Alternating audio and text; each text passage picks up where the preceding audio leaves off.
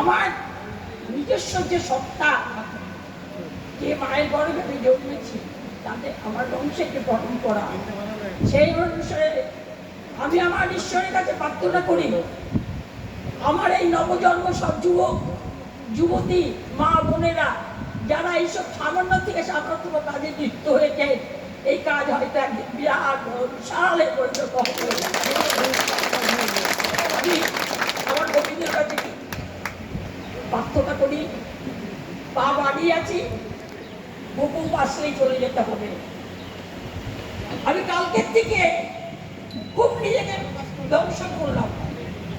তখন আমাকে বললেন যে দেখ, যা কিছুই থাক, যা কিছু হয় না, তুই কেন তোর কর্ম থেকে বিচ্যুত হচ্ছিস। এই কারণে আমি মালা করছিলাম, আমি চলে আসলাম যে না, আমি আর থাকবে না। চিন্তামণি চমৎকার উচ্চ বিদ্যালয়ের সামান্যতম একজন ছাত্রী। আমি ব্রাহ্মণ বাড়ি, আমি ব্রাহ্মণ কিনা জানি না, ব্রাহ্মণ বাড়ি বলে সরস্বতী পূজায় ওই বাড়ির থেকে সব হতো।